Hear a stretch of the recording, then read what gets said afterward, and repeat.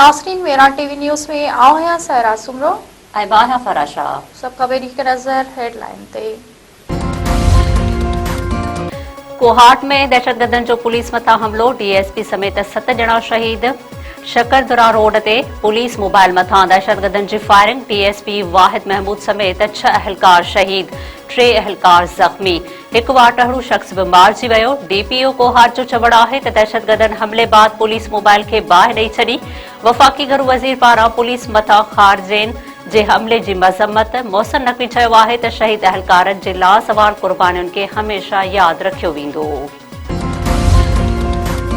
बानी पीटीआई जी अखि जो ॿीहर इस्लामाबाद जे पम्स इस्पताल में मुआइनो। अॻूणे वज़ीर आज़म खे राति जो देर सां अडयाला जेल खां इस्पताल मुंतक़िल कयो वियो। पम्स इस्पताल इंतज़ामिया जो चवणु आहे त बानी पीटीआई खे अखि जे इलाज जे फॉलोअप लाइ इस्पताल आंदो वियो हुयो। बानी पीटीआई खे इंजेक्शन जो ॿियो डोज़ लॻायो वियो। इस्पताल इंतज़ामिया जो वधीक चवणु आहे त इलाज जे प्रोसीजर लाइ बानी पीटीआई जी रज़ामंदी हासिल कई वई। प्रोसीजर खां अॻु माहिर डॉक्टरनि जे बोर्ड संदसि मुआइनो कयो। बानी पीटीआई खे ज़रूरी हिदायतुनि ऐं दस्तावेज़नि सां गॾु डिस्चार्ज कयो वियो। पीटीआई चेयरमैन बैरिस्टर गोहर चयो आहे त सियासी इख़्तिलाफ़नि खे नफ़रत में तब्दील न करणु घुरिजे। सियासी लीडर खे क़ैद में रखणु मुनासिब नाहे। सियासत में बहितरीअ लाइ सभिनी खे गॾु विहणो पवंदो। सुप्रीम कोर्ट ॿाहिरां मीडिया सां ॻाल्हाईंदे बैरिस्टर गोहर ख़ान वधीक चयो आहे त बानी पीटीआई जे तिबी मुआइने खां पोइ इतला ॾिनो वियो। ॿुधायो वियो त बानी पीटीआई खे इंजेक्शन लॻाई वई आहे। हुन जी सिहत बहितर आहे। पार्टीअ जो मुतालबो इहो आहे त जेको घर भातियुनि जो मुतालबो आहे, बानी पीटीआई खे शफ़ा इंटरनेशनल इस्पताल मुंतक़िल कयो वञे। सिंध काबीना रमज़ान दौरान आम वापे जे शयुनि जे अघनि ते ज़ाब्ते जी हिदायत करे छॾी। वॾे वज़ीर सईद मुराद अली शाह जी सदारत हेठि काबीना जो इजलास अघनि ते ज़ाब्ते लाइ डीसीज़ ऐं एसीज़ खे मैजिस्ट्रेट जा इख़्तियार ॾियण जो फ़ैसिलो।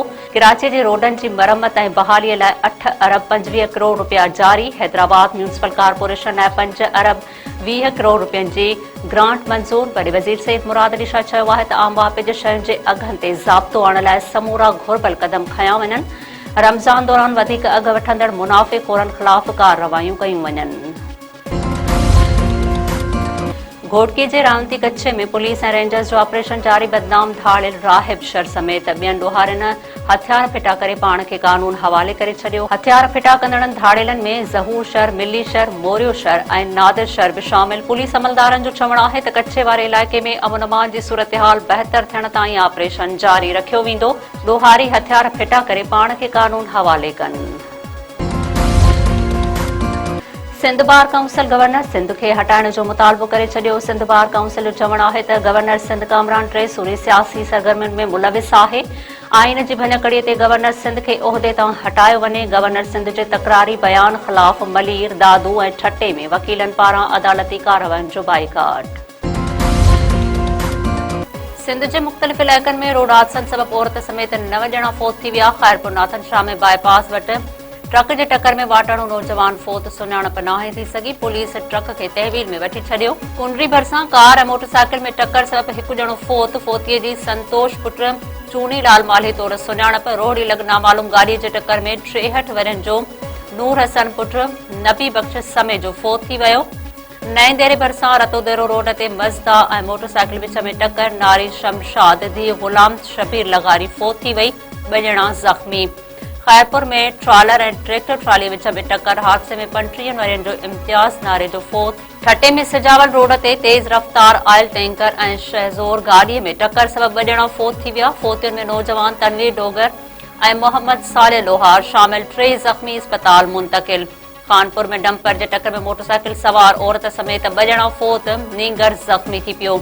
हादसे में बसमात शाहिद आज़ाद निसार जागीराणी ऐं अली नवाज़ जागीराणी फोत थी विया। ज़ख़्मी थियल नीगर गंटी जोगी हालत में इस्पताल मुंतक़िल। बडाणी वेझो गोला बिरादरी जे धुरियुनि में झेड़ो, नौजवान गोलियूं लॻण सबबि क़त्ल। ॻोठ थेरो ख़ान गोलो जे धुरियुनि में ज़मीन जी मालिकीअ तां हलंदड़ पुराणो तकरार भड़की उथियो। फायरिंग में 22 वरनि जो चाकिर हुसैन गोलो मौक़े ते मारिजी वियो। वाक़िए बाद धुरियुनि में छिकताण। धुरियुनि में हलंदड़ तकरार तां अॻ में बि 2 ॼणा क़त्ल थी चुका हुआ।